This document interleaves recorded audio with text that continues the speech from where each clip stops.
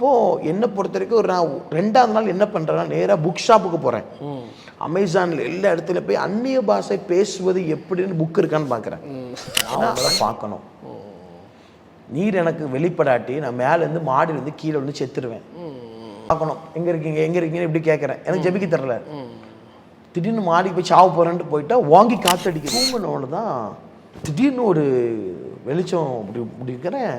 ஒரு மின்மினி பூச்சி போல் ஒரு கட்டியான ஒரு கல் வந்து என் கண்ணுக்கு முன்னாடி பிரகாசிச்சுட்டு டைரக்ட் கண்ணில். இது என்னடா மின்மினி பூச்சி இவ்வளோ பெருசு இருக்குது எப்படா அப்படின்னு இது பிடிக்க போகிறேன். அந்த வெளிச்சம் எங்கே வருதுன்னு நான் இப்படி தேடிட்டு இப்படி தான் நான் திரும்பினேன். என் வாழ்க்கை மாறின ஒரு சிச்சுவேஷன் அங்கே தானே. எங்கே அந்த வெளிச்சம் வருதுன்னு பார்த்துட்டு இப்படி திரும்புகிறேன்.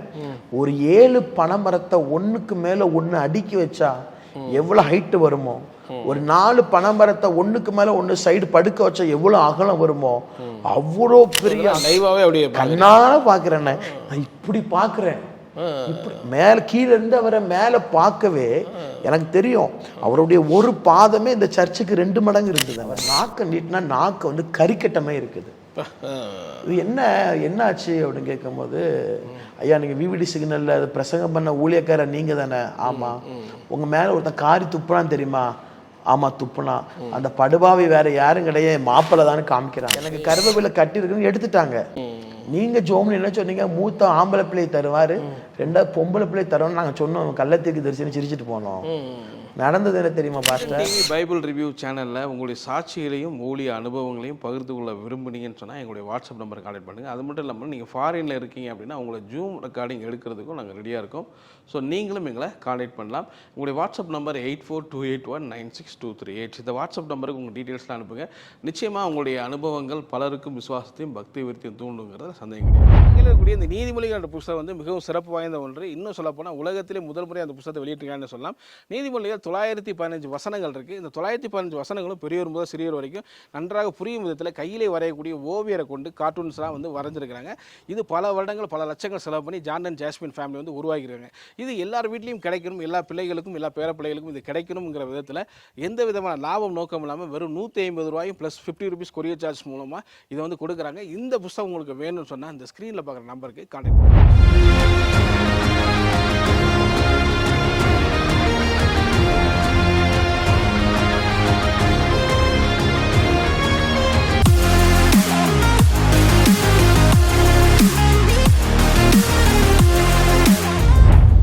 மோகன் சேப்பா வந்து ஃபர்ஸ்ட் நாள் எல்லாத்தையும் பார்க்க வராங்க. எனக்கு அவர் பிடிக்கவே பிடிக்காது. பாவம் பண்ணாதே, ஃபோன் பார்க்காதே, கேம் விளையாடாதே அப்படின்னு சொல்கிறாங்கன்னா பிடிக்காது நமக்கு. அப்போ எல்லார்ட்டையும் மோகன் சேப்பா பேசுகிறாங்க. அவங்களாம் சொல்கிறாங்க, அங்கிள் நான் ஒரு பாஸ்டருடைய பையன், உங்கள் கூட உங்கள் ஊழியத்தில் இணைஞ்சு நிற்கிறது எனக்கு ஒரு பெரிய பாக்கியம், எங்களுக்கு ரொம்ப சந்தோஷம் இப்படி சொல்கிறாங்க. இப்போ என்கிட்ட வராங்க, உங்கள் பேர் என்ன? டியூக் அப்படின்னு. நம்ம ஊழியத்தில் 2வது டியூக் வந்துட்டார். ஏன்னா இன்னொரு அண்ணன் ஒன்று டியூக்குன்னு நான் நினச்சிட்டு தான் நம்ம பேர் தான் டியூக்கு போல உலகத்திலே அப்படின்னு. எனக்கு முன்னாடி இன்னொரு பேர் டியூக்குன்னு இருந்திருக்கு. வந்துட்டாரியா, என்ன பண்ணுறீங்க, எதுக்கு வந்தீங்க? வீட்டில் அனுப்பி விட்டாங்க, வந்தேன். வந்து என்ன செய்ய போகிறீங்க? சும்மா இருக்க போகிறேன். ஏசப்பாவை அறிஞ்சிருக்கீங்களா? அறிஞ்சிருக்கிறேன். அபிஷேகம் வச்சிருக்கீங்களா? இல்லை. ரொம்ப அப்படி ஏட்டுக்கு பூட்டி என்ன பதில் சொன்னேன். அப்படி நாட்கள் போனதுன்னு. நாட்கள் போகும்போது நான் மீண்டும் நைட் 2 மணிக்கு எழுந்திரிச்சு அந்த பீடி அடிக்கிறது, அந்த பாக்கு வைக்கிறது, நைட் 2 மணிக்கு ரூமில் அப்படி வச்சு பண்ணுவேன். இப்போது அந்த டைமில் வந்து எங்களுக்கு ஸ்டாஃப் ஃபாஸ்டிங் ப்ரேயர் நடக்கும். சரி, எங்களுக்கு கேமரா சொல்லி கொடுக்குறாங்க, எடிட்டிங் சொல்லி கொடுக்குறாங்க. அந்த ஸ்டாஃப் ஃபாஸ்டிங் ப்ரேயர் பயங்கர ஃபயராக இருக்கும். அது ஒருத்தன் உள்ள தப்பு பண்ணிட்டு வந்துட்டாங்கன்னா ப்ராஃபஸி பலார்னு வரும். அப்போ எனக்கு தீர்க்க தரிசனம் என்னன்னே தெரியாது. அப்போ நான் முதல்ல சின்ன பையனோட முதல் தள்ளிட்டாங்க. அப்போ மீசையே வளர்ந்துருக்கு, இப்பவும் வளரல. அப்போ இன்னும் பொடி பையன் மாதிரி தான் இருப்பேன். அப்போல்லாம் ஒல்லியே தான் இருப்பேன். முன்னாடி உட்கார வச்சிருக்கிறாங்க. பக்கத்தில் கட்டையாக இருந்த ஒரு அண்ணன் திடீர்னு ஜோம் பண்ணும்போது கத்தி கைத்தட்டி ஆவில் நிரம்பி சொல்கிறாங்க, நான் கர்த்தர், நான் மாறாதவர். யோனாவே, நீ எங்கேருந்து வந்திருக்கிறா எனக்கு தெரியும். நீ எந்த தப்பு பண்ணாலும் என்கிட்ட மறைக்க முடியாதுன்னா நான் பார்க்குறேன். நம்ம அந்த பக்கம் பண்ணி போனேன். அப்படி நடந்து போய் பின்னாடி நிற்க. பின்னாடி போய் இன்னும் அங்கே ஒரு பாட்டிமாக்குள்ள ஆவியானவர் இறங்குறாரு. நான் கர்த்தர், நீ ஓடினாலும் எங்கே மறைந்தாலும் என்னை விட்டு ஓட முடியாதுன்னா நான் பயந்து நேர ரூம்ல போய் படுத்து தூங்கிட்டேன். பைபிள் எல்லாம் அங்கதான் இருந்து நான் பேசாடி போங்கையாடுன்னு படுத்து தூங்கிட்டேன். இப்படி 4 மாடல பார்க்கும்போது நிறைய பேர் நம்மளை வந்து பிரேஸ்லான்னு சொல்றாங்க. பிரேஸ்லான்னு என்ன அர்த்தம்னே தெரியாது. ஏன்னா 35 மார்க்கில் இங்கிலீஷில் என்ன அர்த்தனே தெரியாது. Praise lord praise lord praise lord அப்படிங்கிறாங்க. அப்போது இப்படி போகிற டைமில் தான் மோகன் சேபா சொல்கிறாங்க, ஊழியக்காரனா அபிஷேகம் வச்சிருக்கணும். ஸோ இதெல்லாம் நீங்கள் அங்கே ஜாயின் பண்ணி உடனே இது பண்ணுறேன் அந்த 2-3 மாசத்துல இதெல்லாம் நடக்குதுன்னு. ஆமாம், நீங்களாம் அபிஷேகம் பெறணும். ஆனால் நீங்கள் என்ன தாட்டில் போகிறீங்க? இப்போ நீங்கள் மீடியா இதுன்னு போகிறீங்க, சும்மா தாட்டே கிடையாது, சும்மா போயிட்டு வந்துடலாங்க. சும்மா போய் 3 மாதம் தானே, 3 மாதம் தானே. என்னை பொறுத்த வரைக்கும் ஏதோ கேமராவோ ஏதோ கற்றுக்கிட்டா எங்கள் ஸ்டூடியோ கிட்டே வச்சு பொழைச்சிக்கலாமே, எங்கே வேலைக்கு போகிறதுக்கலாம், வேலைக்கு போய் சேர்ந்துக்கலாமே. இதுதான் என்னுடைய காரியம். சும்மா தான் போகிறேன் நான், சும்மா அங்கே போய் நல்லா இருக்கும் கற்றுக்கிட்டு கூட கிடையாது, சும்மா போவோம் அங்கே ஏதாவது போய் ஜாலி பண்ணுவோம். நமக்கெல்லாம் அங்கே அப்படி சேஃப் இல்லை, அங்கே நல்லா ஒரு கோட்டை தானே நம்ம தொட முடியும் அப்படிங்கிறது. சரி, இப்படி போயிட்டு இருக்கும்போது தான் மோகன் சேப்பா சொல்கிறாங்க, 3 நாள் ஃபாஸ்டிங் ப்ரேயர் இருக்குது, 3 நாள் அபிஷேகம் வச்சிருக்கணும் அப்படின்னு. அப்போ முதல் 2 நாள் பயங்கரமாக கீழே உருள்றாங்க, அபிஷேகம் ஆவில் நிரம்புறாங்க. அப்போது என்னை பொறுத்த வரைக்கும் நான் 2ஆவது நாள் என்ன பண்ணுறேன்னா நேராக புக் ஷாப்புக்கு போகிறேன். அமேசானில் எல்லா இடத்துல போய் அந்நிய பாஷை பேசுவது எப்படின்னு புக் இருக்கான்னு பார்க்குறேன். ஏன்னா அந்நிய பாஷை இது ஒரு லாங்குவேஜ். அப்போ லாங்குவேஜ்னா ஒரு புக்கு வேணும். அப்போ நான் கேட்குறேன், அந்நிய பாஷை பேசுகிற புக்கு இருக்கான்னு கேட்டேன். என்னை ஒரு மாதிரி பார்க்குறாங்க எல்லாருமே. ஈகிள் புக் சென்டர், எகோபாத் புக் சென்டர் எல்லா இடத்துலையும் விசாரிக்கிறேன், கேட்டு புக் இருக்காங்கிட்ட. இல்லை தம்பி அப்படி புக்கே கிடையாது அப்படின்னு. அப்போ நான் பார்த்தேன், அன்னைக்கு தான் நைட்டு பைபிள் காலேஜ் ஒரு பையன் கூடாரத்தில் உட்காந்து அந்நிய பாஷை பேசிகிட்டு இருந்தான். நான் வந்தேன், அவன் ஷபா ரிபானை பேசிகிட்டு இருந்தான், கையில் பெண் இருந்தது, கையில் எழுத ஆரம்பிச்சு. நாளைக்கு 3ஆவது நாள் ஃபாஸ்டிங் ப்ரேயர். இவர் கண்டிப்பாக செக் பண்ணுவார், யாரெல்லாம் அந்நிய பாஷை பேசுகிறாங்க நடந்து வருவார். சரி, அந்நிய பாஷை பேசி தள்ளிடணும். எனக்கு இப்போ பிளான் பண்ணிட்டேன், அபிஷேகத்தில் நிறைஞ்சா ஃபாஸ்ட்டாக கை தட்டணும், கீழே 2 பல்ட்டி அடிக்கணும், கபா கபான்னு பேசணும். இப்போ இதுதான் நான் பயங்கரமாக பிளான் பண்ணியிருக்கேன், பக்கா பிளான். ஓகே, எதுக்கு இது பண்ணணும்னு நினைச்சீங்க? எல்லாத்தையும் அட்ராக்ஷன் இழுக்கிறது காட்டி. இப்போ எல்லாரும் பேசுகிறாங்க, இப்போ நான் மட்டும் தான் பேசாமல் நிற்கிறேன். அது ஒரு மாதிரியா இருக்கு. இப்போ கை தட்ட எனக்கு வராது, ஏன்னா நான் பக்கா சிஎஸ்சி கை வைத்தா எனக்கு வராது. இப்போ இவங்கலாம் கை தட்டுறாங்க, ஆவில் நிரம்புறாங்க, விழுறாங்க. நான் பிளான் பண்ணிட்டேன். நைட்டு ஒரு பையன் அந்நிய பாஷை பேசினான், 5லேன்னு எழுதிட்டு டர்ரு டுர்ருன்னு இருக்கான். நானும் சும்மா டர்ரு டுர்ருன்னு ஃபாஸ்ட்டாக எழுதிட்டு இருக்கேன். அப்போ தான் ஒரு அண்ணன் தனியில் என்ன பண்ணுறேன்னு கேட்டால், அந்நிய பாஷை எழுதுறேன், நீங்கள் எனக்கு பிடிஎஃப்பும் தரல, எனக்கு ஜெராக்ஸ் காப்பியும் தரல, எனக்கு கோனார் தமிழ் வர மாதிரி புக்கும் தரல, நான் எப்படி அந்நிய பாஷை பேச முடியும்? இங்கிலீஷ் எனக்கு வராது, அடுத்த பாஷை நான் எப்படி பேச முடியும்? தம்பி இது ஆவியானவர் தரணும் அப்படின்னாங்க. அப்போ தான் எனக்கு கிளிக் ஆச்சு. அதுதான் யோசிக்கிறேன், ஆமாம்ல நம்ம சிஎஸ்சியில் பிதாவுக்கும் குமாரனுக்கும் பரிசுத்த ஆவிக்கும்னு பாட்டு பாடுறோம்ல, ஆவியானவர்லாம் யார் அப்படின்னு பார்க்குறேன். அப்போது ஒரு நாள் ஜெபிக்கும் போது ஒரு அண்ணன் சொல்கிறாங்க, நான் பாம்பையும் குரங்கையும் பார்க்குறேன் அப்படின்னாங்க. அப்போ நான் சொன்னேன், குரங்கை துரத்தி விட்டுருக்கலாம், பாம்பை அடிச்சிருக்கலாம்னா, இது ஆவிக்குரிய கண்ணில் நான் பார்த்தேன் அப்படின்னாங்க. அப்போ நான் கேட்குறேன், ஆவிக்குரிய கண் எங்களுக்குலாம் திறக்குமா? 20 வருஷம் ஊழி திறக்கிற எனக்கே இப்போ தான் திறந்துச்சு, இதெல்லாம் பொழி பையன் உனக்கு எப்படின்னா எனக்கு கோவம் வந்துட்டு ஆண்டுற மாதிரி. நான் இப்போ தான் ஆண்டவர்கிட்ட ஜெபம் பண்ணுறேன், நான் உங்களை பார்க்கணும். ஒருத்தன் தூதனை பார்க்குறேங்க, ஒருத்தன் கத்த நடக்கிறத பார்க்குறேங்கிறான், ஒருத்தன் சொல்கிறான் ஆவிக்குரிய கண்ணுங்கிறாங்க. எனக்கு ஒன்றும் தெரியல, நான் பக்கா சிஎஸ்ஐ, எனக்கு பைபிள் கூட வாசி கிடையாது. நான் உங்களை பார்க்கணும், நீர் எனக்கு வெளிப்படாட்டி நான் மேலேருந்து மாடியிலேருந்து கீழே வந்து செத்துருவேன். அன்றைக்கி ஜோம் பண்ணுறேன், உட்காந்துருக்கிறேன், உங்களை பார்க்கணும், சீக்கிரம் வாங்க, கண்ணை தரங்க, நான் உங்களை பார்க்கணும், எங்கே இருக்கீங்கன்னு இப்படி கேட்குறேன். எனக்கு ஜெபிக்க தரல. திடீர்னு மாடிக்கு போய் சாவ போகிறேன்ட்டு போயிட்டா வாங்கி காத்தடிக்குது. ஆத்தாடி இவர்கிட்ட விளையாடக்கூடாது போலேன்னு கம்முன்னு கீழே இறங்கிட்டேன். இப்போது அந்த மனப்பாடம் பண்ண அந்நிய பாஷையை கபா கபா கபா கபா கபா இப்படி பேசிகிட்டு இருக்கிறேன். ஏதாவது நடக்குமா, கை தட்டுறேன், ஏதாவது பண்ணுறேன், நானே திடீர்னு பல்ட் அடித்து பார்ப்பேன், ஒன்றும் நடக்கலை. ஒரு நாள் ரொம்ப அழுதுட்டேன். ஆனால் ஆண்டவர் அழுகைக்கு ரொம்ப முக்கியத்துவம் கொடுப்பாருங்க. ஏன்னா வசனம் சொல்லுகிறது, அவர் கண்ணீரை துருத்தியில் வைக்கிறவர். ரொம்ப அழுதுட்டேன். எனக்கு எங்கள் அம்மாவை விட்டுட்டேன், எங்கள் அக்காவை விட்டுட்டேன், ஜாதி தலைவர், என் ஃப்ரெண்ட்ஸ் எல்லாரும் இப்போ என் வாழ்க்கை நாசமாயிட்டு. சொந்த குடும்பத்தில் கூட ஏற்றுக்கிட மாட்டேங்கிறாங்க, பெரியம்மா சித்தப்பா குடும்பத்தில். அப்போ அழும்போது தான் தூங்கிட்டேன் கூடாரத்தில். தூங்கினோன்னு தான் திடீர்னு ஒரு வெளிச்சம் இப்படி இருக்கிறேன், ஒரு மின்மினி பூச்சி போல் ஒரு கட்டியான ஒரு கல் என் கண்ணுக்கு முன்னாடி பிரகாசிச்சிட்ருக்கு டைரக்ட் கண்ணில். இது என்னடா மின்மினி பூச்சி இவ்வளோ பெருசு இருக்குது, எப்படா அப்படின்னு இதை பிடிக்க போகிறேன். இதை பிடிக்க போகிறேன், கடைசி பார்த்தா ஒரு முக்கில் போய் நிப்பாட்டுது.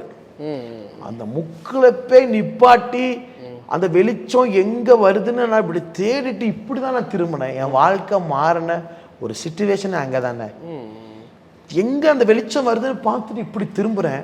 ஒரு 7 பனைமரத்தை ஒண்ணுக்கு மேல ஒண்ணு அடுக்கி வச்சா எவ்வளவு ஹைட் வருமோ, ஒரு 4 பனைமரத்தை ஒண்ணுக்கு மேல ஒண்ணு சைடு படுக்க வச்சா எவ்வளவு அகலம் வருமோ, அவ்வளோ பெரிய அக்னிமயமான ஒரு சிங்காசன சேரை நான் பார்க்கிறேன்.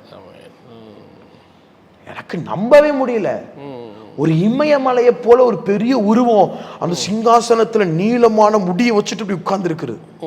அதை நான் பார்க்கிறேன். ஏதோ கிராபிக்ஸ் படம் ஸ்பைடர்மேன் பார்த்த மாதிரியே எனக்கு இருக்குது. எனக்கு என்னடா பார்த்தா அவருடைய முடி பறக்குது, அவருடைய தாடி இவ்வளவு பெருசு இருக்குது. இதெல்லாம் ஒரு கனவுல கண்ணுக்கு கண்ணு நான் பாக்குறேன்னே. அந்த விஷனாவே அப்படி பாக்குறீங்க? விஷன் கூட கிடையாதுன்னு டைரக்டா நான் உங்களை பாக்குறேன். வேதத்துல அவருடைய கண்ணு புறா கண்ணுன்னு சொல்லப்பட்டிருக்கு, எனக்கு தெரியாது. ஆனா புறா வளர்த்த ஃப்ரெண்ட்ஸ் கூட நான் பழகி இருக்கிறேன். அவருடைய கண், அந்த மனுஷனுடைய கண்ணு புறாவை போல இருந்தது. நான் நினைச்சிட்டு இருந்தேன் ஏசப்பாவுக்கு ரொம்ப வயசாயிருக்கும், அவரை போட்டோல பார்க்கும்போது 4 ஆட்டை வச்சுக்கிட்டு இப்படி கம்ப வச்சுட்டு நிக்கிறாரு. அப்படி கிடையவே கிடையாதுன்னு இளம் வாலிபனை போல் அந்த சிங்காசனத்தில் அமர்ந்திருந்தார். எனக்கு சொல்லும் போது எனக்கு புல்ல இருக்குது. அப்படியே ஒரு அவர் ராஜா உட்கார்ந்து இருக்கிறார். காத்துல முடி பறக்குது. அவருடைய வஸ்திரத்திலிருந்து அக்கினி, நீங்க எங்க குச்சாலத்துல சீசன் வந்த தண்ணி விழும், அந்த தண்ணி மாதிரியே அவருடைய சரீரத்திலிருந்து அக்கினி பாய்கிறது. அந்த சேர்ல அந்த ஒயிட் கலர், அந்த purple colour, light green colour, yellow colour, அந்த ரோஸ் கலர், அந்த கலர், அந்த கல்லெல்லாம் ஜொலிக்குது. ஸோ இதெல்லாம் லைவாவே அப்படியே கண்ணால பாக்குறேன். நான் இப்படி பாக்குறேன். இப்படி மேல கீழே இருந்து அவரை மேல பார்க்கவே எனக்கு தெரியும் அவருடைய ஒரு பாதமே இந்த சர்ச்சுக்கு 2 மடங்கு இருந்தது. என்ன இந்த பக்கத்துல இருந்து இந்த பக்கம் 2 மடங்கு ஒரு பாதம். அதான் ஆண்டவர் சொல்றாரு, வானம் எனக்கு சிங்காசனம், பூமி எனக்கு பாதம். அவ்வளவு பெரிய பாதம். என்ன அக்கினிமயமா இருந்தார். என்னை பார்த்து சிரிச்சார். நான் இப்போ என்னன்னா பூமிக்கும் மேலத்துக்கு கீழே பறந்துட்டு இருக்கிறேன். இப்படியே காத்துல பறந்துட்டு இருக்கிறேன். சுயநலவை இழந்துட்டேன். அவன் எப்ப சொன்னா, என் மகனே, நான் உன்னை தாயின் கருவில் உருவாகும் முன்னே உன்னை அறிந்து கொண்டே உன்னை ஜாதிகளுக்கு தீர்க்கதரிசியாய் கட்டளையிட்டேன். தீர்க்கதரிசனா யாரு எனக்கு தெரியாது. இன்னைக்கு வர்ற ஊழியக்காரங்க தன் பேருக்கு முன்னாடி ப்ராஃபட்னு போட்டுக்கிறாங்க. இது வியாபாரம். எனக்கு தீர்க்க தரிசனம் யாருன்னே தெரியாத ஆண்டவர் பேசுறார்.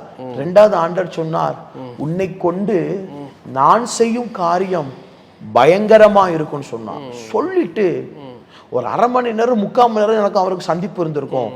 இந்த வலது இந்த ஒரு விரலை நீட்டு, அந்த ஒரு விரல இந்த சர்ச்சோடைய அகலம், அந்த ஒரு விரலை இப்படி தூக்குகிறார்.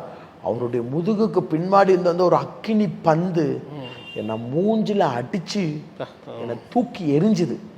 சிமெண்ட் மூடைக்குள்ள போய் கிடந்தேன். அப்படியே உங்களுக்கு தெரியுது அந்த பறந்து போறது? எந்திக்க முடியல எனக்கு. ஏதோ பேசுறேன், ஏதோ பாஷை பேசிட்டு இருக்கிறேன். அடுத்த நாள் எந்திக்கும் அதிகம் 12 or 1 நினைக்கிறேன். செக்யூரிட்டி எழுப்பி விடுறாங்க, உன்னை தேடுறாங்கப்பா, கிளாஸுக்கு போன்னு. நான் அவர்கிட்ட போய் ரிபா ஷபா கபா அப்படின்னு பேசிட்டு இருக்காரு. அவர் என்னை பார்த்து பயந்து போயிட்டார், யாரா அப்படின்னு. வீட்டுக்கு வந்து நிக்கிறேன்னு 3 நாள் என்னால் சாப்பிட முடியல. ரூம்ல சாப்பாடு எடுத்துட்டு பக்கத்துல போவேன், அந்த உருவம் என் கண்ணுக்கு முன்னாடி. சாப்பாடு அப்படியே சட்டையில கொட்டிடுவேன், கை எப்படி உதறிடும்.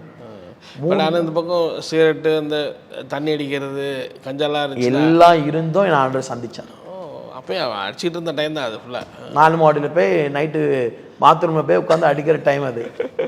நான் இப்போ அழுதுட்டு தூங்கிட்டு இருக்கிறேன் கூடாரத்து, இப்படி பயந்து வச்சு தூங்கிட்டு இருக்கிறேன். சந்திக்கிறார். நடந்தது என்ன தெரியுமாண்ணே, அந்த 3 நாளுமே என் ஆவிக்குரிய கண்கள் திறந்தே இருந்தது. நான் தூதர்களை பார்த்தேன். ஒரு மனுஷனை கொல்லணும்னு பிசாசு எப்படி அவன் பின்னாடியே சுற்றி வாரான், அதை நான் பார்த்தேன். 3 நாளுமே என் கண்கள் திறந்தே இருந்தது. என் வாழ்க்கை அதுல இருந்தா அப்படியே மாறிச்சேன்னு. மற்றவங்க வரத்துக்காக உபவாசம் இருந்தார், இருந்து ஜோம் பண்ணுவாங்க. ஆனா என்ன ஆண்டவர் சந்திக்கும் போது என் கண்களை திறந்தார், என் காதை திறந்தார். இதெல்லாம் ஒரு நம்பாத ஆள் தான் நீங்க. யாராவது கூட எனக்கு இந்த ஒரு எக்ஸ்பீரியன்ஸ்குள்ள போனீங்க உள்ள போயிட்டேன். இப்போ எனக்கு வேகமா கை தட்டினா சிரிப்பேன், கபா கபான்னு பேச, என்னடா சும்மா கபா கபான்னு பேசிட்டு இருக்கிறாங்க அப்படின்னு. ஆனா நமக்குன்னு ஒண்ணு வேதனை வரும்போது தான் நான் கத்துக்கிட்டேன்னு. ஏன்னா இது யாருக்கும் ஒன்றுமே பாக்கியத்தை ஆண்டவர் கொடுத்துருக்காங்கன்னு தெரியல. சரி, ஆனால் நான் அவரை பார்த்தேன். அவர் நான் பார்த்தேன். அவர் எனக்கு காமிச்சாரு தன் முகத்தை. தினைக்கும் அந்த பாவங்கள்லாம் செஞ்சுட்டு தான் இருக்குது. அதோட சரி என்ன, அன்னையிலேருந்து இன்னைக்கு வரைக்கும் தேவ கிருபையில 7 வருஷம் ஆச்சு. ஆபாசத்தை திரும்பி பார்க்கல, பீடி சிகரெட்டு தொட்டு பார்க்கல, கஞ்சாவை அடிச்சது கிடையாது. அன்னைக்கு அந்த மீதி இருந்த பீடி பாக்கெட்டு எல்லாத்தையும் ப்ளஸ் ஓட்டுக்குள்ளே போட்டு அமுக்கணும். அந்த 3ஆம் நாள் முடிஞ்சு. ஏன்னா அந்த 3 நாள் நான் வேற உலகத்தில் இருந்தேன். அந்த 3 நாளுமே என்னை எல்லாருமே வித்தியாசமா பார்த்தாங்க. என்னடா உன் முகம் பிரகாசமா இருக்கு, அப்படி சொன்னாங்க, உன் நடக்கையே மாறிட்டு. அந்த டைம்ல தான் எங்களுக்கு வந்து ஒரு பொதுவான தொட்டி உண்டு குளிக்க. ஒரு அண்ணன் தண்ணி வச்சு குளிச்சிட்டு இருக்கிறாங்க. அந்த அண்ணன் தொட்டில கை இருக்கு, நானும் தொட்டில கை விடுறேன். அந்த அண்ணன் பாத்ரூம்ல ஆவில் நிரம்பி கீழே விழுறாரு. எனக்கு என்னாச்சுன்னு தெரியல. ஒரு ஒரு ஒரு பாட்டிமா என்கிட்ட, ஐயா நல்லா இருக்கிறையா என்னை தூக்கி விடு. அந்த பாட்டியை தொடுறேன், பாட்டி கீழே விழுது. ஒருத்தங்க என் கர்ச்சிப்பை கீழே விழுந்த கர்ச்சிப்பை ஊழியக்காரன் கர்ச்சிப்பை அவங்க எடுத்து தராங்க. கர்ச்சிப்பு எடுக்கும்போது அவங்க பறந்து விழுகிறாங்க. அப்போதான் நான் கற்றுக்கிட்டேன், ஆண்டவர் எனக்கு எந்த வரத்துக்கும் குறை வைக்கல, எல்லா வரத்தையும் எனக்கு தந்தாருன்னு. அப்புறம் தான் நான் கற்றுக்கிட்டேன். ஸோ இந்த மாதிரி வரங்களை அந்த மாதிரி பார்க்குறீங்க, ரிசீவ் பண்ணுறீங்களே, அடுத்து என்ன பண்ணுறீங்க? இன்னும் இவ்வளோ பேர் டச் பண்ணாலும் கீழே விழுறாங்க. இது யார் தெரியுதா? அங்கே உள்ள மக்களுக்கு தெரியுதா? அவங்களுக்கு ஏதோ நடக்குது, கூடாரம் ஜபம் நடக்குது, ஆனால் ஏதோ நடக்குது. இல்லை நீங்கள் டக்குன்னு இப்படி மாறி இருக்கீங்க 3 நாளுங்கிறது எல்லாரும் கேட்குறாங்க. இப்போ நான் பைபிள் வாசிக்க ஆரம்பிக்கிறேன். இப்போ அன்னையிலிருந்து இன்னைக்கு வரைக்கும் என்னுடைய ஜபம் நைட்டு 12 மணிலேருந்து 3-4 மணி வரைக்கும். எல்லாரும் கேட்குறாங்க, இவன் என்ன டியூக் என்ன கூடாரத்தில் போய் உட்காந்து அந்நிய பாஷை பேசுகிறான், இவன் என்ன வித்தியாசமா இருக்கான். இப்போ எந்த 4 மோடியில் பிசாசு பிடிச்சி உருண்டுட்டு கிடந்தனோன்னா, அச்சீவர்ஸ் மீட்டிங்லாம் ஸ்கூல் நடக்கும்போது பாஸ் ஆகணும்னு ஒரு மீட்டிங் வைப்பாங்க பிள்ளைங்களுக்குன்னு. அந்த மீட்டிங்கில் போய் முன்னாடி போய் உருண்டுக்கிட்டு கிடப்பேன். இப்போ எனக்கு என்ன ஆசை வந்துச்சு, பிசாசு துரத்தணும். இப்போ கேமரா எடுத்துட்டு இருப்பேன், கூடாரத்தில் ஏதாவது பிசாசு ஆடி மீட்டிங்கில் முன்னாடி வந்தால் கேமரா விட்டுட்டு போய் பிசாசு துரத்திட்டு இருப்பேன். ஏன்னா இதெல்லாம் வந்து கண்டிக்க ஆரம்பிச்சாங்க, நீ என்ன இப்படி பண்ணலாம் அப்படின்னு. உடனே தான் என்னை வந்து நேராக என்ன பண்ணுறாங்கன்னா ஜப ஊழியத்துக்கு மாற்றினாங்க. அது கேமரா எடுத்துட்டு விட்டுட்டு போய் கேமரா எடுத்துட்டு இருக்கும்போது அதை விட்டுட்டு போய் இப்போ பிசாசு துரத்திட்டு இருப்பேன், வெளியே வா இயேசு நாமத்தில் அப்படின்னு. டக்குனு மாறும்போது அங்கே உள்ளவங்களும் ஆச்சரியப்பட்டிருப்பாங்கல்ல, வீட்டுக்காக தெரியுமா நீங்கள் இப்படி மாறினதுலாம்? அந்த டைம்லாம் தெரியல, எதுவுமே தெரியல. நான் எதுவுமே ஷேர் பண்ண மாட்டேன்னு, எல்லாமே டைரியில் நோட்டிங் எல்லாத்தையும் அப்போ எழுத ஆரம்பிச்சிட்டேன். இப்போ நான் வந்து என்ன பண்ணுறேன்னா, ஜோம் பண்ணால் வாரத்தில் ஒரு முறையாவது ஆண்டது என் முன்னாடி வந்து நிற்கிறாரு. நான் சாஷ்டாங்கமாக விழுறேன். மற்றவங்க சொல்லுவாங்க அது சும்மா அப்படி அப்படிம்பாங்க, பொய்னா அது கிடையவே கிடையாது. வசனம் சொல்லுவாங்க, பிதாவை ஒருவரும் ஒரு பதும் கண்டதில்லை, இனிமேல் காண்பதும் இல்லை வசனம் இருக்குது, அது எப்படிம்பாங்க. இதே யாக்கோபு தான் சொல்றாரு, தேவனை கண்டேன் நான் உயிர் தப்பி பிழைத்தேன்னு யாக்கோபு எழுதி வைக்கிறார். என்ன ஆண்டவரே சொல்றார், கர்த்தரை கண்டடையத்தக்க சமயத்தில் அவரை தேடுங்கள், அதிகாலையில் தேடுகிறவனை கண்டடைவான் அப்படின்னு. என் வாழ்க்கையவே ஒரே ஒரு என்கவுண்டர் அப்படியே திருப்பி போட்டுட்டேன். அப்போதான் எனக்கு ஒரு தீர்க்க தரிசிகளுக்கு என்னென்ன பாரம் வருமோ அதில் என் சொப்பனத்தில் வர ஆரம்பிச்சது. நடக்க போகிற காரியங்கள் என் சொப்பனத்தில் வர ஆரம்பிச்சது. ஆண்டோடைய சட்டத்தை கேட்க ஆரம்பித்தேன். மற்றவங்க பேசுறது போல என் ஆண்டு இருதயத்தில் பேசுனதை விட டைரக்டாக என் காதில் என் கண்ணுக்கு முன்னாடி வந்து நின்று பேசினது அதிகம்ண்ணே. பலமுறை அவருடைய முகத்தை பார்த்துருக்கிறேன். அவர் முகம் எப்படி இருக்குன்னு எனக்கு சொல்ல தெரியாதுண்ணே, அவ்வளோ அழகானவர்ண்ணே. அவரை கண்ட நான் எப்பவுமே சொல்லுவேன், தேவனை தொட்டவனும் தேவனால் தொடப்பட்டவனும் வெறுமையாய் திரும்பினதே கிடையாது. ஸோ அங்கே அந்த மாதிரி நடக்குது. அப்புறம் மீடியாக்குள்ளே இருந்து இந்த மாதிரி போகிறீங்க, ப்ரேயர் டீமில் போய் என்ன நடக்குது? ப்ரேயர் டீமில் போனோன்னா என்னுடைய ஃபஸ்ட்டு டாஸ்கே 4 பாட்டிமாருக்கு தேசத்துக்காக ஜெபம் நடத்தணும். அதை 4 பாட்டிமார், வீட்டில் யாருமே இல்லாத பாட்டிமார், அங்கே ஒரு காஃபி கொடுப்பாங்கன்னு வந்து உட்கார்ற பாட்டிமார். இப்போ அந்த பாட்டிமாருக்கு நான் ஜெபம் நடத்தணும். நான் அங்கே ஸ்டேஜில் நின்று சத்திரி ஒன்று வெட்டுறேன் குத்துறேன்னு மைக்கில் ஜெபம் பண்ணவே தெரியாது. நான் சும்மா ஆண்டவர் ஏதோ பிசாசை வெட்டுறோம் குத்துறோம், அது 4 பாட்டிமா நல்லா தூங்கிட்டு இருப்பாங்க. இப்படியே கொஞ்சம் கொஞ்சம் ஸ்டேஜ் ஃபியர் மாற ஆரம்பிச்சது. நான் நல்லா வளர்ந்ததுக்கு காரணம் எங்கள் மோகன் செப்பா, எங்கள் ஜாய்சம்மா நல்லா பார்த்துக்கிட்டாங்க. அவங்களோட எப்படி கான்டாக்ட் அங்கே எப்படி தெரிஞ்சுது அவங்களுக்கு? அவங்களுக்கு தெரிஞ்சிருச்சு. சரி, அவங்க சொன்னாங்க கர்த்தர் வந்து அங்கே ஜபௌலியத்தில் பயன்படுத்த விரும்புகிறாங்க சொல்லி விரும்புகிறாங்க. சரி, ஆமாம். இப்போ அங்கே வருஷத்தில் கடைசி 3 நாள் தீர்க்க தரிசன ஜபம் நடக்கும். அதில் வின்சென்ட் செல்வகுமார் அங்கிள், அப்பாத்தூர் அங்கிள் இவங்களாம் நிற்பாங்க. சரி, அந்த இடத்துல எங்களையும் உண்டு. அந்த இடத்துல இப்போ கர்த்தர் இப்போ ஒவ்வொருத்தருக்கும் கர்த்தர் பேசும்போது இடம் கொடுப்பாங்க. இப்போ அந்த இடத்துல நானும் தீர்க்க தரிசனம் சொல்லும்போது வின்சென்ட் அங்கே தீர்க்க தரிசனமும் எத்தனை நாள் ஒன்றா இருந்திருக்குது. எத்தனை நாளோ அங்கே நடக்க போகிற அழிவுகள் காரியங்களை குறித்து மோகன் செப்பாட்ட நான் ஷேர் பண்ணுவேன். ரொம்ப நல்லா பார்த்துக்கிட்டாங்க என்ன. நல்லா எனக்கு உருவாக்கப்பட்ட அங்கே ஒரு இடம், என் வாழ்க்கையே மாறினது தேவனுடைய கூடாரத்தில் வச்சு என் வாழ்க்கை. எத்தனை வருஷம் இருந்தீங்க அதுக்கப்புறம்? 2018 இருந்து 2024 ஜூன் வரைக்கும் இருந்தேன். அது வரைக்கும் அங்கே தான் இருந்தீங்க? என்ன ஃபுல்லாகவே ப்ரேயர் வாரியராக இருந்தீங்க? ஆமாம், ப்ரேயர் வாரியர். ஆமாம், அந்த டைமில் தான் கொரோனா வந்தது. கொரோனா டைமில் ஆண்டவர் ஜெபிக்கலாம் வாங்க நிகழ்ச்சியில் மோகன் சப்பனை கூப்பிட்டு பயன்படுத்தினாங்க. அப்படியே? ஆமாம், அங்கே ஜோம் பண்ணியிருக்கிறேன். ஒரு யூத் மீட்டிங்கில் மெசேஜ் கொடுத்துருக்குறேன். எனக்கு அந்தந்த வாய்ப்புகளெல்லாம் கர்த்தர் வந்து எனக்கு அந்த இடத்துல ஏற்படுத்தி கொடுத்தேன். சடனாக அப்படி ஒரு மாற்றம், திடீர்னு மாற்றம் வருது உங்கள் வீட்டுக்குலாம் தெரியலையா? எங்கள் அம்மா வந்து பார்க்க வருவாங்க, வாரம் பார்க்க வரும்போது என்னை பார்க்கும்போது ரொம்ப சந்தோஷப்படுவாங்க. ரொம்ப சந்தோஷமா ரொம்ப சந்தோஷம். அவங்க கண்ணில் ஆனந்த கண்ணீர் வந்தோம். என்னை பார்த்து அந்த இடத்துல நிற்கிறத பார்த்து ரொம்ப சந்தோஷப்படுவாங்க. ஃபினான்ஷியலாக எப்படி ஏதாச்சும்? ஃபினான்ஷியல் வந்து அங்கே மந்த்லி ஒரு ஆஃபரிங் தருவாங்கண்ணே. ஆமாம், அது சாப்பாடு? ஆமாம், சாப்பாடு தந்துடுவாங்க. ஒரு ஆஃபரிங் தந்துடுவாங்க. அதுக்கு வந்து வீட்டுக்கு நான் கொஞ்சம் அனுப்புவேன். நான் கொஞ்சம் என் அக்கௌண்ட்டில் கொஞ்சம் வச்சுக்கிடுவேன். ஏன்னா சோப்பு மேக்ஸிமம் எல்லாத்தையும் அம்மா வரும்போது வாங்கிட்டு வந்துடுவாங்க. எனக்கு வெளியில் போய் சாப்பிட்றது, அது ஏதாவது நல்ல சாப்பாடு ஆகாரங்கள்.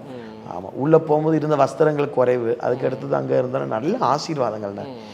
அங்கே ஒரு ஊழியத்துக்கு கீழே ஒரு ஊழியக்காரனுக்கு கீழே உட்கார்ந்துருக்கும் போது கர்த்தர் வந்து அந்த ஊழியத்துக்கு கிடைக்கிற ஒரு ஆசீர்வாதத்தினாலையும் அவர் நம்மளை அதில் நிரப்புகிறதாங்கிறத நம்ம ரொம்ப பார்க்க முடிஞ்சது. ஓகே, அப்படியே நீங்கள் அதில் இருந்துகிட்டே வரீங்க. அது நிறைய சம்பவம் நடந்திருக்கும்ல, கிட்டத்தட்ட 18லேருந்து 24 வரைக்கும் சொல்லுங்கள். அது ஒரு மிராக்கிள்.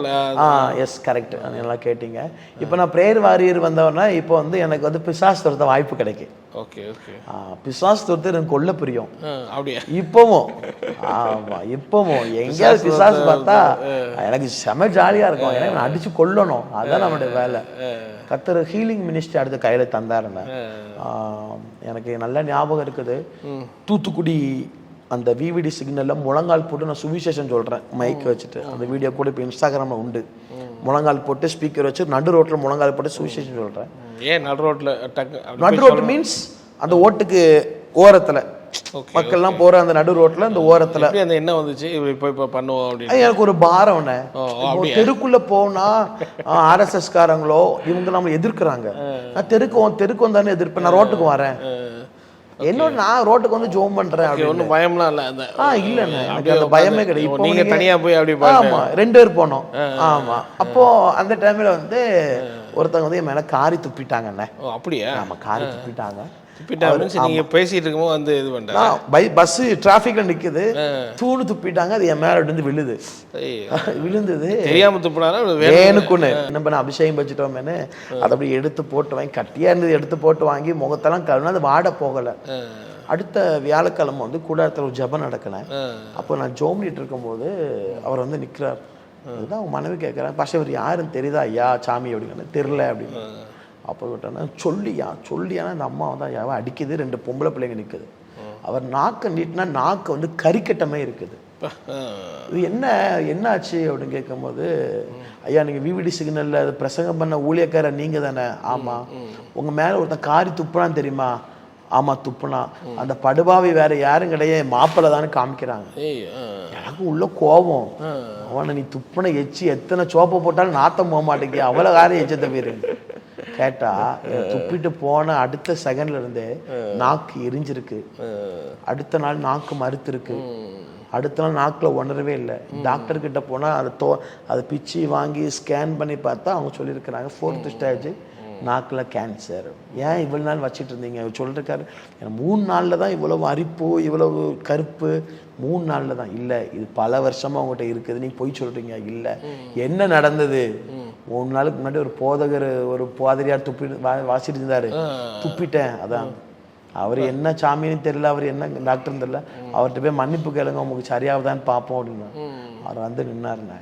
2 பிள்ளைங்க. அவர் அப்படியே கெட்டி பிடிச்சி அழுது ஜோம் பண்ணு. நாக்கு ஃபுல்லாக நாத்தம்.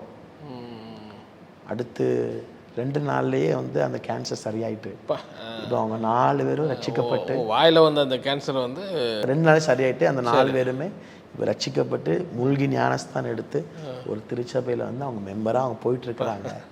இப்போ வந்து ஒரு அண்ணன் ஒரு அக்கா வந்து ஜோம்ல வராங்க. இப்போ நம்ம தலைமையில கழிச்சு நான் தீர்க்க தரிசனம் சொல்றேன். 2 பிள்ளைகளை கர்த்தர் தருவார்.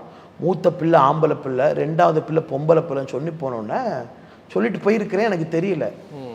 5 வருஷம் கழிச்சு நான் ஊழித்து விட்டு ஆல்மோடி விட்டு கர்த்தர் வெளியே கொண்டு வந்து அவங்க என்னை சந்திக்கிறாங்க. அவங்க நம்பரை வாங்கி என்கிட்ட ஃபோன் அடிச்சு பேசுறாங்க.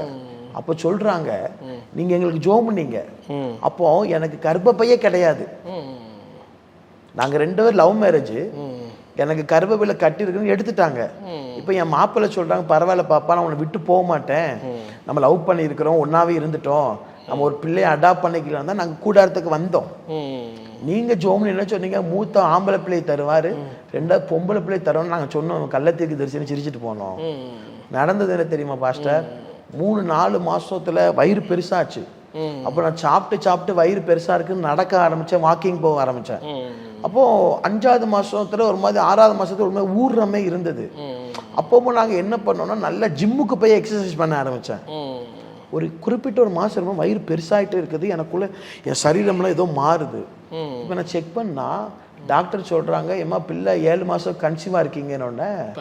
நான் ட்ராண்டரத்துல தான் ஆப்ரேஷன் பண்ணேன், அந்த சர்டிபிகேட்டை காமிக்கிறோன்னே பொய் சொல்லாதீங்க, எனக்கு கர்ப்பப்பை எடுத்துட்டாங்க, நீங்க என்ன பொய் சொல்றீங்க அப்படின்னு போலீஸ் சொல்லவே மிரட்டி இருக்காங்க.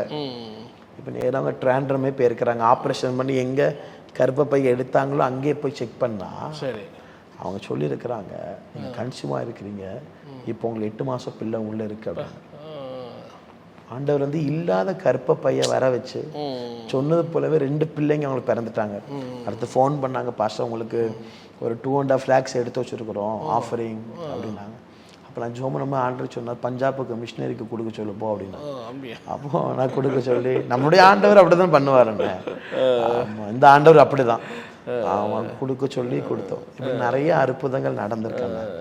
ஸோ உங்களுக்கு எல்லாமே ஆண்டவருடைய அந்த லீடிங்கில், அந்த லீடிங் அப்படிங்கிறது அவர் சத்தத்தை அப்படி எஸ் கரெக்ட். இப்போ லீடிங்க்கும் வாய்ஸை கேட்டு வேலை பார்க்கறதுக்கு வித்தியாசம் இருக்குண்ணா. இப்போ நான் பேசுகிற மாதிரியே இது எஸ் கரெக்ட், பேசுற மாதிரியே அப்படி காது ஃபுல்லும் கேட்கும். ஆண்டவர் பேசும்போதே பின்னாடி இடி சத்தம் கேட்கும், சிங்கம் கெர்ஜிக்கிற சத்தம் கேட்கும், பட்டையும் உரசுகிற சத்தம் கேட்கும். இந்த 3 சத்தமே பேக்ரவுண்ட்ல இருந்து கர்த்தருடைய சத்தம் சிங்கத்தை போல அப்படி கர்ச்சனையா வந்து நிற்கும். இப்போ ஆனால் ஃபினான்ஷியல் ரொம்ப கஷ்டப்படுறீங்க, வீட்டில் இதாக இருக்குது, 2 லட்சம் கொடுக்கும்போது டக்குன்னு அப்படிலாம் உங்களுக்கு யோசிக்கல? இல்லைண்ணே, இது 2 லட்சம் கிட்ட கிடையாதுண்ணே. பெங்களூர்ல ஒரு ஆளுக்கு போய் ஜோமிட்டோமே 20 கோடி ரூபா அவங்க ஃபேமிலிக்கு வந்துருச்சு. வராத பணம் 20 கோர்ஸ் வந்து வந்துருச்சு அவங்களுக்கு. சரி, அவங்க ஜோம்னதுக்கு அப்புறம் ப்ராஃபஸி பண்ணது வெயிட் பண்ணிட்டு இருந்தாங்களா என்னங்க? ஆனால் ஆக்சுவலாக வந்து அவங்களுடைய அண்ணன்மார்கள் பிரச்சனை.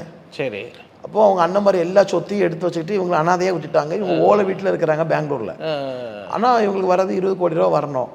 அப்போ ஆண்டவர் சொன்னார், இவன் தராட்டி மூத்த அண்ணனுடைய மருமகளுக்கு வயிற்றுல பிள்ளை இருக்குது, அவனுக்கு 3 முறை சொப்பனத்தில் எச்சரிப்பேன், அவன் கேட்காட்டி பிள்ளையை கொண்டுருவேன் அப்படின்னு ஆண்டவர் பேசினார். 3 முறை எச்சரிச்சு கேட்கல, பிள்ளை வந்து உள்ளேயே அபார்ட் ஆயிடுச்சு. அபார்ட் ஆகி பிள்ளையை வெளியே எடுத்தோன்னே அவங்க பயந்து எல்லாத்தையும் ப்ராஃபஸில வந்தது எல்லாத்தையும் அவங்க என்ன பண்ணாங்கன்னா, அவங்க அந்த 20 கோடி ரூபா அவங்க பங்கை எழுதி கொடுத்துட்டாங்க. இப்போ இந்த பாஸ்ட்டுக்கு நம்ம ஏதாவது செய்யணுமேன்ட்டு பிரதர்கிட்ட காரு கிடையாது, நம்ம ஒரு இனோவா கிறிஸ்டா ஒன்று வாங்கி கொடுத்துடலாம் அப்படின்னு 45 lakhs எனக்கு செக்கு. சரி, ஆமாம், எனக்கு இது கையில் தாராங்க. நான் மீட்டிங் போயிருக்கோமோ அந்த இடத்துல தனியாக சந்திச்சு தாராங்க. தொடுறேன், ஆண்டவர் நல்ல வேலை தந்தாருன்னு எனக்கு செம்ம சந்தோஷம். சரி, இதை வச்சு அக்கா கல்யாணத்தை நடத்திடலாம், ஒரு வீடு வாங்கிடலாம், 10 லட்ச ரூபாய்க்கு ஐட்டனோ ஏதோ ஷிஃப்ட்டோ ஏதோ வாங்கிடலாம் அப்படின்னு தொடுறேன். ஆண்டவர் கேட்குறார், கேஆசி உனக்கு ஞாபகம் இருக்கான்னு கேட்குறேன். கேஆசி கத்தர் வேண்டான காணிக்கை வாங்கி குஷ்டம் வந்துச்சு, பாவம் ஞாபகம் இருக்குது, கொடுத்துரு வேண்டாம். நான் அதை அப்படி கொடுத்துட்டு வந்துட்டேன். சொன்னேன், பிழைக்க தெரியாத ஊழியக்காரங்க ஒன்றை போல் தமிழ்நாட்டில் ஒரு ஊழியக்காரனே கேட்டான்னு சொல்லி அனுப்பிவிட்டாங்க. நீங்கள் எப்போனாலும் ஃபோன் பண்ணலாம், உங்களுக்காக இந்த அமௌண்ட் இருக்கும், நீங்கள் எப்போனாலும் உங்களுக்கு நான் டெபாசிட் பண்ணுவோம். அதுக்கு கத்தர் வேண்டான்ட்டார். நிறைய அற்புதங்கள் காணிக்கைகள் நிறையா தாரேன்னு சொன்னாங்க. ஆண்டவர் எதுவுமே அனுமதிக்கலை. I will provide. போகிற இடத்துல அது ஒரு ஆச்சரியமா இருக்கு. நீங்கள் 45 lakhs வந்து வேண்டாம்னு சொல்கிறது, கடவுள் சொல்கிறது பார்க்குறவங்க இதை யோசிப்பாங்க. கண்டிப்பாக இவரே ரொம்ப இதில் இருக்காரு. இவரே அதான் உண்மைக்கு நானே சொல்லுவேன், எனக்கு இப்பவும் கார் கிடையாது, எனக்கு இப்பவும் வீடு கிடையாது, எனக்கு எதுவுமே கிடையாது. கார் வாங்கணும்னு ஆசை தான், ஒரு வீடு கட்டணும்னு ஆசை தான். சரி, எனக்கு என்ன பொறுத்த வரைக்கும் கத்தர் யார் தூக்கத்தில் யார் எப்படி சொல்கிறாரோ அது மாதிரி அது ஒரு கிளாரிட்டியாக உங்களுக்கு இருக்கு இல்லை? தெரிஞ்சிடும், சமாதானம், நம்ம சமாதானம் கிடைச்சிடும். எனக்கு அது தொடும்போது எனக்கு ஆலோசனை கேஆசி ஞாபகம் இருக்காப்பான்னு கேட்டார். அதோட சரி, இப்போ ஒருவேளை ஆண்டவர் இருதயத்தில் பேசி பழகிருந்தோம்னா இது மாம்சம் தான் பேசுது கேஆசின்னு ஸ்கிப் பண்ணிடலாம். இப்போ இந்த வாய்ஸபிள் நம்ம கேட்குறோம், கேஆசி உனக்கு ஞாபகம் இருக்கிறானாடா அப்படின்னு. ஐயோ ஐயோ கேயாசி வேண்டான்னு சொன்னால் காணிக்கையை வாங்கினா அழிஞ்சு போயிட்டான். ஐயோ சாமி வாங்கிடக்கூடாதா அப்படின்னு நான் ஸ்கிப் பண்ணிட்டு வந்துட்டேன். இப்படி நிறைய இடத்துல நடந்திருக்கேன். நான் நிறைய இடத்துல மினிஸ்ட்ரிக்கு போவோம், அவங்க கொடுக்குற காணிக்கை ஆண்டு அவங்ககிட்டயே கூடு அப்படின்னு இருப்பாங்க. நம்ம அங்கே 6000 7000 பெட்ரோல் டீசல்லாம் போட்டு போயிருப்போம்.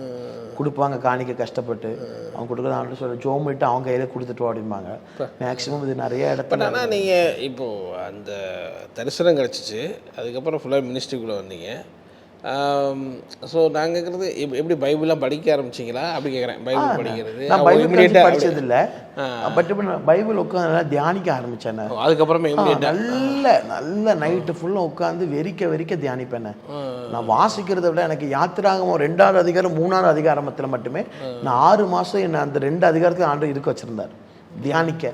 மோசையோட முச்செடியை குறித்து, இந்த பாதரட்சணை என்ன அர்த்தம், முச்செடினா என்ன அர்த்தம், ஏன் மோசை வந்து இந்த முச்செடியில் தீ எரிஞ்சது, இது நிறைய காரியங்கள் வந்து ஒரு 6 மாதமே நான் யாத்திராவும் 2 அதிகாரத்தில் மட்டும்தான் இருந்தேன். அப்படியே ஊழியத்துக்கு வந்து கிராஜுவலாக அப்படியே படிக்க ஆரம்பிச்சிட்டீங்க. பைபிள் நார்மலாக அப்படியே இந்த எக்ஸ்பீரியன்ஸும் இருக்குது, அப்படியே மூவ் பண்ணுறீங்க. ஆமாம். ஆனால் இப்போ ஆண்டவர் ஒவ்வொரு கட்டத்தில் அது பேச ஆரம்பிச்சாராங்க கேட்குறேன். இப்போ நீங்கள் ஒவ்வொரு ஊழியம் படி பண்ணிகிட்டே இருந்தீங்கல்ல, அப்படியே இந்த 24 வரைக்கும் இருந்தீங்களே, ஒவ்வொரு வாரமும் பேசுவார். என்ன சொன்னீங்க? அது வாரத்துக்கு ஒரு முறை ஆண்டு தரிசனம் தருவாங்க. ஆண்டு நான் பார்த்துருவேன். மேக்சிமம் என்ன ஆண்டவர் ஆரம்பத்தில் என்னை பழக்க வச்சது என் குறைகளை சொல்லுவார்.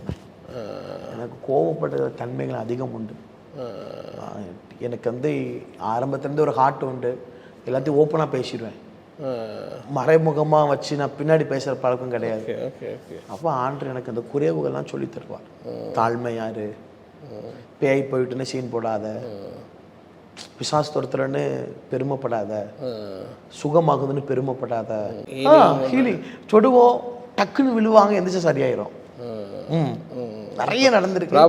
ரீசெண்டாக கூட போன வாரம் கன்னியாகுமரியில் மீட்டிங் போயிருந்தோம், பக்கா சிஎஸ்சி சர்ச். கடைசி ஆண்டு சொன்னார், ஒரு சிலர் பேரை சொல்லி ஆண்ட கூப்பிட்டார். அப்போ நான் பேரை சொல்லும் போது அவங்க வெளியே வராங்க. ஆமாம், அந்த இடத்துல ஜோம் பண்ணுறோம், டக்குன்னு ஹீல் ஆகுது, டக்குன்னு அரிப்பு மாறுது, டக்குன்னு வியாதி மாறுது. ஜபிக்கும் போது தனியாக வந்து சொல்ல அப்படி தான் அந்த வியாதின்ற போயிட்டு ஏதோ கையை பிடிச்சி இழுத்தமே இருந்தது. ஆமாம், நிறையா வாலிபர்கள் அபிஷேகம் பண்ணேன். கர்த்தர் எனக்கு அந்த அது கொடுத்தா. இப்போ ஆண்டவர் என்கிட்ட சொன்னா, நான் ஒரு தீர்க்க தரிசன ஊழியத்துக்கு அழைச்சிருக்கிறேன், ஆனால் உன் பேருக்கு முன்னாடி நீ தீர்க்க தரிசனம் போடக்கூடாது. ஃபஸ்ட்டு எனக்கு கொடுத்த கட்டளையை போடக்கூடாது. ஏன்னுக்கிட்ட நீ தீர்க்க தரிசனம் நீயே சொல்லக்கூடாது, உன்னை பார்க்கிற உன் ஊழியத்தை பார்க்கிறவர்கள் சொல்லணும், இவன் ஒரு தீர்க்கதரிசி, ஒரு கர்த்தருடைய தீர்க்க தரிசன ஊழியத்தை செய்கிறான்னு மற்றவங்க சொல்லணும் அப்படின்னு. தீர்க்க தரிசன தலைவர். ஆனால் நீங்கள் ஃபுல்லாகவே கர்த்தருடைய இது பண்ணி தான் ஒவ்வொரு ஸ்டெப்புமே மூவ் பண்ணுவீங்க. ஆமாம், நான் எதுவுமே சுயமாக இப்போ வேண்டான்னா வேண்டாம், வேண்டாம் அந்த ஊழியமே வேண்டாம் வேண்டான்ட்டு உட்காந்துருவேன். வேண்டான்னா வேண்டாம், அவங்க கூட பேசாத, எவ்வளோ பெரிய கொம்பனாக இருந்தாலும் சரி நீ வேண்டாம். எனக்கு சத்தியத்துக்கு மாறாக இருந்தாலும் சரி, வார்த்தைக்கு மாறா நீ போனால் யாராக இருந்தால் நீ வேண்டாம். எங்கள் அப்பாவுக்கு நீ சத்துனா எனக்கும் நீ சத்துருதான்டா, எனக்கு வேண்டாம். வேண்டாம் அப்பா வேண்டான்ட்டாலே நமக்கு எதுக்குன்னா வேணும். அதெல்லாம் சொல்கிறேன், ஹார்ட் படி ஆண்டர் பேச நடக்கிறது ரொம்ப ஈஸியாக ஸ்கிப் பண்ணிடலாம். ஆனால் வாய்ஸ் கேட்டு பார்த்து நடக்கிறது ரொம்ப கஷ்டம். இப்போ நீங்கள் இந்த பேட்டி கொடுக்கறனா கூட ஆண்டவர்கிட்ட நிறைய கேட்டாங்க. அந்த பேட்டிக்கு நிறையா கிறிஸ்டியன் சேனல் கூப்பிட்டாங்க. உங்களுக்கு இவ்வளோ நாங்கள் ஆஃபரிங் தரோம், நீங்கள் வந்து சொல்லுங்கள், நாங்கள் டிக்கெட் எல்லாமே டேக் கண்ட்ரோல் நாங்கள் பண்ணிக்கிறோம், ரூம் போட்டுக்கிறோம் வாங்க அப்படின்னாங்க. இன்னொன்று ஊழியங்களும் இருந்தது. இன்னொன்று எனக்கு போகணுன்னு ஒரு லீடிங் இல்லை. போகணும் எங்களுக்கு ஈடன் டிவிக்கு கொடுத்துருக்கீங்களே, இது ஆண்டவர் உங்களுக்கு. ஆமாம், கூட தேவ சமூகத்தில் அம்மாவும் அக்காவும் இன்றைக்கி வெளியே போயிட்டாங்கன்னா தேவ சமூகத்தில் அமர்ந்திருக்கும் போது ஆண்டரை போகவா இல்லை அண்ணன் அப்படியே போக சொல்லிடுவா, எனக்கு ஏதாவது ஒரு பதில் சொல்லுங்க, நான் உனக்கு செஞ்ச நன்மைகளை சொல்லு, இதை தேசம் அறியும்படி நான் செய்வேன் அப்படின்னு எனக்கு இந்த ஆண்டரை சொல்லி நான் வந்தேனே. ஆமாம். ஸோ ஆனால் நீங்கள் ஃபுல்லாகவே அந்த 24 வரைக்கும் அங்கே இருந்தீங்க, ஏன் அங்கேருந்து வெளியே 24க்கு அப்புறம்? என்னுடைய ஊழிய அழைப்பு எனக்கு ஃபஸ்ட்டே ஆண்டில் சொன்னார், உன்னை இங்கே உருவாக்குவேன், உன்னை வெளியே கொண்டு போயிடுவேன். பட் வந்து எனக்கு வந்து வெளியே வர்றதுக்கு விருப்பமே இல்லைண்ணே. அப்பா வீடு அம்மா வீடு ஆகிட்டு எனக்கு நல்ல எல்லாமே இருக்குது, நல்ல ஊழியங்கள், நல்ல மதிப்பு மரியாதை. அண்ணன் எப்படி பழக்கம் உங்களுக்கு? நல்லா பேசுவாங்க? அது சொல்ல ஒரு அப்பா, எனக்கு மோகன்சி அப்பாங்கிறது ஒரு அப்பா, என்னை ரொம்ப பிள்ளையை போல பார்த்துக்கிடுவாங்க. ஃப்ரீக்வெண்ட்டாக பார்ப்பீங்களா? ஆமாம், கூப்பிட்டு ஜோம் பண்ணுவாங்க. நானும் ஆண்டவர் என்கிட்ட எதாவது பேசினா அவங்ககிட்ட போய் சொல்லுவேன், அவங்க அதை கேட்பாங்க. நம்ம அவங்கள பார்க்குறதே ரொம்ப அப்பாயின்மெண்ட் ரொம்ப கஷ்டம், ரொம்ப பிஸியாக இருப்பாங்க. நீங்கள் அது சொல்கிறாங்களம்மா அண்ணனை பார்க்கறது ரொம்ப கஷ்டம், அப்பாயின்மெண்ட்டு கிடைக்காது அப்படிலாம் ஒன்றுமே கிடையாதுண்ணே. இவங்கெல்லாம் புரளி. எங்கள் மோகன் சாப்பா பார்க்கறது ரொம்ப ஈஸி. இப்போ ஜெபிக்கலாம் வாங்க நடக்குது. ஜெபிக்கலாம் வாங்கலாம் பார்த்தோன்னா ஒரு 300 பேர்கிட்ட வந்து அவங்கள பார்க்க வந்து உட்காந்துருப்பாங்க. ஆமாம், திறப்பின் வாசலில் பார்த்தா அவங்க கீழே உட்காந்துருப்பாங்க, எல்லாரும் அவங்ககிட்ட ஜோமிட்டு போவாங்க. என்ன நின்று பேச தான் முடியாது. 50,000 மக்களுக்கு பேசுனா டைம் என்ன ஆயிரும் உங்களுக்கே தெரியும். அவங்க அழகாக ஜோமனி விடுவாங்க, யார் என்ன சொன்னாலும் கேட்பாங்க. நாங்கள் இப்போ உள்ளே இருக்கிறதுனால அவங்க வீடுங்கன்னா நாங்கள் எய்த்தால தான் தங்கி இருக்கிறோம். 5 மணிக்கு எல்லாரும் எந்திரிச்சு ஜெபிக்கணும். 5 மணிக்கு மேலே வந்துடுவாங்க, ஜெபம் பண்ணுறாங்கன்னு பார்க்க மேலே வந்துடுவாங்க. எத்தனை நாள் நாங்கள் தூங்கி மாட்டியிருக்கிறோம். அதான் நீங்கள் சொன்னது அன்பு காமிச்சிருக்கிறாங்க. நாங்கள் தப்பு பண்ணாலும் தூங்கிட்டாலும் எங்களை திட்டாமல் என்னையா இப்படி இருக்கிறீங்க, ஜெபிக்கணும் இல்லையா, ஜெபிக்காமல் இப்படியா ஊழியத்துக்கு வர முடியும், இப்படி அன்பினால எங்களை அதட்டி இருக்கிறாங்க. அங்கே இருக்கிற எல்லாருமே சரி, உள்ள விசேஷமாக மோகன் செப்பம் ஜாய்சமாவும் எங்களை தூக்கி விட்டாங்க. வாலிபர்கள் எழும்பி செலவும் பண்ணுங்க. மோகன் சாப்பா பார்த்து தேசத்துக்காக அழுது ஜபிக்கிற கிருபைகளை நாங்கள் பெற்றுக்கிட்டோம்.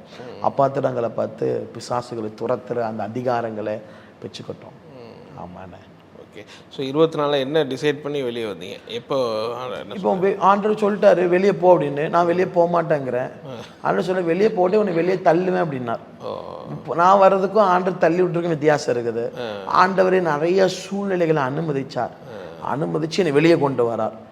வெளியே நான் வந்து நிக்கிறேன், வீட்டில் எல்லாரும் அழுகுறாங்க. எதுக்கு நீ வெளியே வந்த சொல்லிட்டு தான் வந்தீங்களா? அந்த டைம் மோகன் சாப்பா கிடையாது. சரி, அவங்க இங்கே கிடையாது, லோக்கல்ல கிடையாது, அவங்க ஃபாரின் போயிருந்தாங்க. நானும் வெளியே வந்துட்டேன். ஆண்டு சொல்ல மகனே வெளியே வந்துடு, தான் அவனுக்கு கரெக்டு. நானும் வெளியே வந்துட்டேன். அவங்களும் வெளியே போகிறோன்னா அவங்க ஏன் எதுக்குன்னு ஒன்றுமே கேட்கல. அவங்களும் போயிட்டு வாங்க பார்த்துக்கிடுங்க அப்படின்னு ரொம்ப ஒரு மாதிரி சவால் விட்டுற மாதிரி தான் அனுப்புனாங்க. இப்போ நான் வெளியே வந்து ரொம்ப அழுதாங்க அம்மா. ஒரு 3 மாதத்துக்கு ஊழியங்களே இல்லைண்ணே.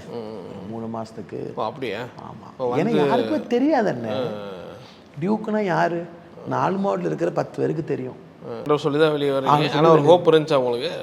ஹோப் இருந்ததா? எனக்கு பயங்கர ஹோப். அதான் சொல்கிறோம்ல, அப்போ நான் ஆவியில் நடத்தப்பட்டிருந்தப்பேன்னு சொன்னால் இருதயத்தில் கத்தர் பேசியிருந்தா நான் ஊழித்துட்டு கொத்தலாம் வேலைக்கு போயிருப்பேன். அந்த சத்தத்தை கேட்கறதுனால நான் இருக்கிற வரைக்கும் உன்னை யாரும் ஒன்றும் பண்ண முடியாதுங்கிற சத்தனை கேட்குறேன். எனக்கு ஹோப். இப்போ அம்மா அழுகுறாங்க. ஒரு 1.5 மாதம் 2 மாதத்துக்கிட்ட ஊழியமே இல்லை, பயங்கர ஸ்ட்ரகிள். அப்போ ஒரு யூத் மீட்டிங் கிடைக்குது. அந்த யூத் மீட்டிங்கில் போகிற ஆண்டர் பயங்கரமாக ஊச்சப்படுகிறார். அடுத்த ஒரு 4 பாட்டி மாதிரி இருக்கிற சர்ச்சில் மீட்டிங் கிடைக்கும். இப்படி படிப்படியாக ஆண்டர் வாசலை திறந்தாருன்னு சவால் விட்டாங்க. ஒரு சிலர் ஃபோன் அடித்து, தம்பி என்ன டிசம்பர் மாதத்தில் ஊழியம் நிறையா இருக்கு போல், எங்களை போல பெரிய ஊழியக்காரங்க பிஸி ஆகிட்டோம், அதனால தான் உன்னை போல அல்ற சில்லறைக்கு ஊழியம் கிடைக்கும் அப்படின்னாங்க. அப்படியா? ஜனவரி மாதம் உனக்கு கத்தனை நடத்துகிறாராம் பார்ப்போம். நான் ஆண்டவர்கிட்ட கேட்டேன், நான் அல்ற சில்லறை ஆண்டவரே. அப்போ ஆண்டவர் சொன்னீங்க என் புள்ளடா அப்படின்னார். ஜனவரி மாதம் வந்தது. மார்ச் மாதம் அந்த ஊழியக்கார ஃபோன் அடித்தா, தம்பி நிறைய ஊழியம் போகிறீங்க, ஏதாவது ஊழியம் போக முடியலன்னு சொல்லுங்க, அங்கிள் போயிட்டு வரேன் என்னமோ அந்த ஊழியத்துக்கு அப்படின்னாங்க. ஆமாம், கத்தருடைய கிருபையில் கத்தர் ஊழியத்தில் எடுத்து ஒரு வருஷம் இருக்குமா? 2 வருஷம். அவன் இப்போ 2 வருஷத்தை தாண்டி போயிட்டு இருக்குண்ணே.